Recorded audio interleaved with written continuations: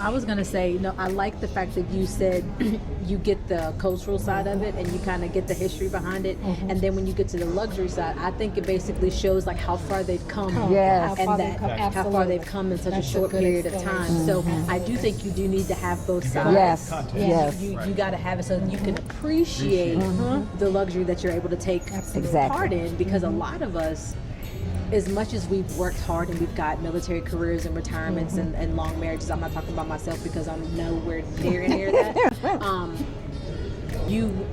You want that in your life anyway. You've worked for it, but sometimes where we're from, you don't really get access to that. Absolutely. So you come here and you're like, oh, this is what the fruit of my labor is supposed to give me. That's it. You put the time in. This is a great way for you to have a retirement to say, this is what I want to feel. This is how I, this is what I need and deserve, because you did put that time in. Exactly. It won't like anybody was like, oh yeah, let me go give you all these years of service.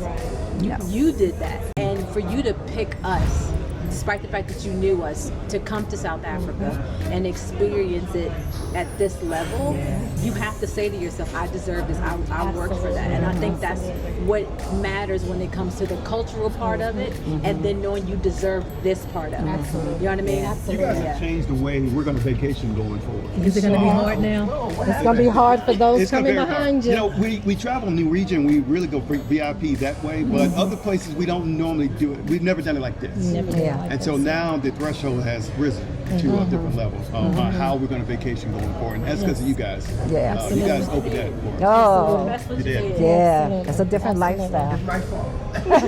Yes, it's your fault, Mark. You put blame all you. this together. Good to go, Tim. You know. Yeah. Yes. We've canceled trips because of this. We've canceled 2 trips because of this. Now my expectations are black Uber. Black. My expectation has risen. Yes. And yes. the food? Yes. It's really- Yes, absolutely. Hotel was okay. The hotel was better than okay. It was exceptional.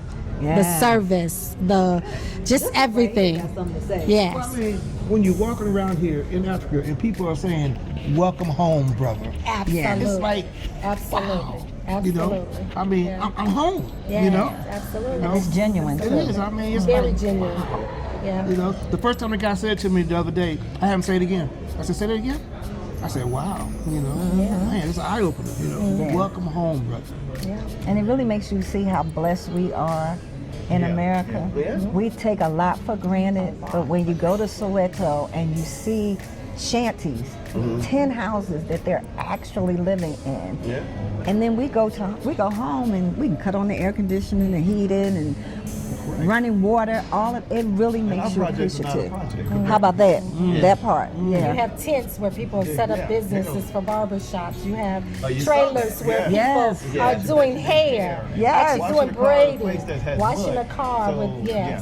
Wash the car in mud. It was an It's a eye-opener. definite wake-up call to remain humble, because I think that we all are humble to a certain extent, but coming here even reconfirms that the humbleness should always be there, because there's no poverty really in America. Never. You know, in comparison to here. There's no starvation really in America compared to here.